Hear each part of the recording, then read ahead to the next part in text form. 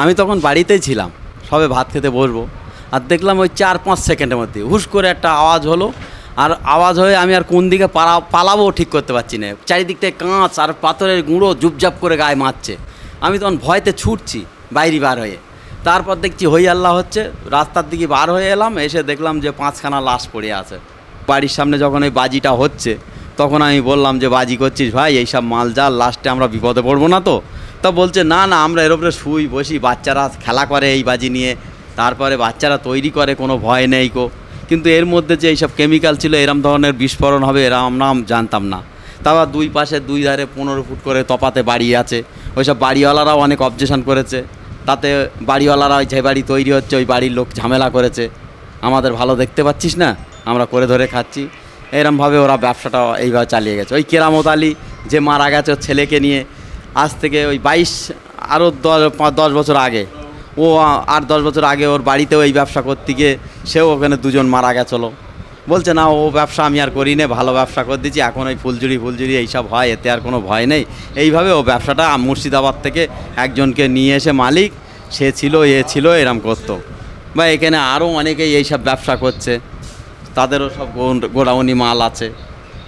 এই মানে এটা মনে হয় যে এত ছোট ব্যাপার, যে এইটুকু বাজিতে এত দুটো বাড়ি 3টে বাড়ি ভেঙে চুরমার হয়ে গেল, আর একটা বাড়ি গোটা গুড়িয়ে গেল ছোট ফুলঝুরি বাজির মশলায়। না, আমরা তো ওখানে গিয়ে দেখলাম একটা বাজি পুড়েনি, ওর যে বাজি মেলে দেওয়া ছিল সেটা সেইভাবে। বাজি পুড়লে চিরচির করে আওয়াজ হতো, আগুন হতো, ছটছট করে চারিদিক ছড়িয়ে পড়তো, তাতে মানুষ মরতো না, হয়তো কিছু পুড়ে যেত, কিন্তু ওটা মনে হচ্ছে কেমিক্যাল ছিল, ওটাই ওই ড্রাম বাস্ট হয়েছে।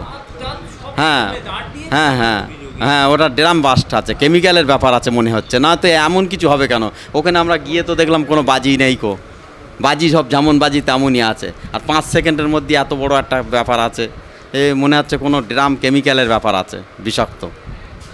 কি চাইছেন? এই যে এই আপনার বাড়িতে বিয়ে, সামনেই এই অবস্থা, আর এই যে ভাঙা চিত্র, এই বিস্ফোরণ কাণ্ডটা না ঘটলেই বোধহয় আপনার এই সমস্ত সমস্যার সম্মুখীন হতে হতো না। কি চাইছেন একটু যদি আমাদের? এখন আমি চাইছি যে যদি সরকার আমার পাশে দাঁড়ায়, তাহলে আমার সামনে মেয়ের বিয়েটা অন্তত যদি এই খরচগুলো যদি বাড়ির যদি পূরণ করে, তাও জামাইটা এসে থাকতে পারবে। আর আমার কাছে যা পয়সা আছে না, তাতে না ঝায় করে মেয়ে বিয়ে দিলাম। কিন্তু এখন যদি আমি এই জামাই থাকার জন্যে আর নিজেদের থাকার জন্য ঘরেই ঠিক করতে যাই, তাহলে আমি মেয়েটা বিয়ে দেবো কী করে? আর সামনে মাসে তো 24 তারিখে বিয়ে।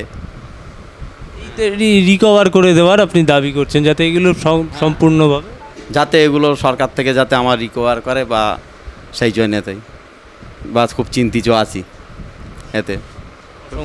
ভয়াবহ পরিস্থিতির মধ্যে আছি এখন আমি। হ্যাঁ, মেয়ের বিয়ের জন্য একটা টেনশান, ঘর বাড়ির ব্যাপার নিয়ে একটা টেনশানে আছি। হ্যাঁ, কী করব। তারপরে এই যে একটা বাড়ির পাশে এত বড় একটা দুর্ঘটনা, এতেও খুব দুঃখিত। তার জন্যই সরকারের কাছে আবেদন করছি যাতে ক্ষতিপূরণটা পাওয়া যায়। বা এতে কারা জড়িত বলে মনে হচ্ছে আপনার?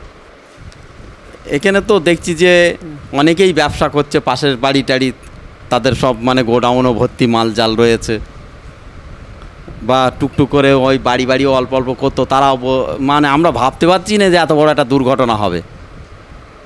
তারা জড়িত মানে আইএসএফের নাম কিন্তু জড়িয়ে যায়। আইএসএফ বলতে আমার ওই মেজো ভাই, এই বাড়িটা কিন্তু ওর তো সব নয়, আমার উপরে যেরকম 3খানা ঘর আছে আর নিচে এই একটা ঘর। সত্যি কি আইএসএফ জড়িত? ওরও এরম একটা ঘর ছিল।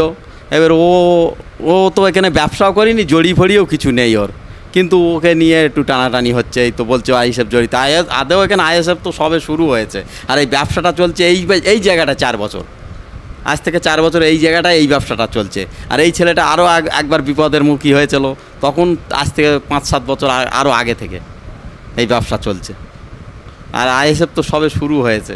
এমনকি ওই যে বাড়ি বাজি হচ্ছে, ওই বাড়ি পাশের 2টো বাড়ি, ওদের ওই বাড়িতে 15 ফুট ডিস্টেন্স ছাদ আছে, অথচ মোটা করে বাজি সেখানে মেলে দেওয়া আছে।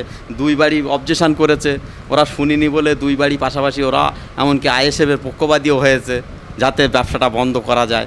ওদেরকে আর বাড়িওয়ালা অনেক অশান্তি করেছে, এইসব হয়েছে।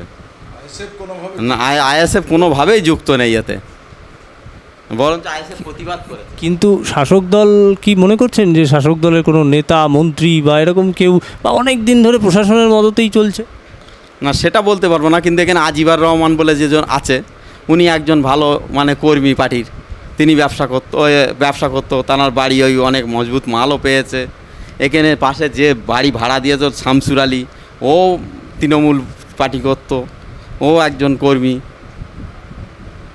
এবার বড় নেতা টেতা সেটা আমি কি করে বলবো, কিন্তু যারা ব্যবসা করতো বা বাড়ি ভাড়া দিয়েছিল তারা কিন্তু এই পার্টি করতো।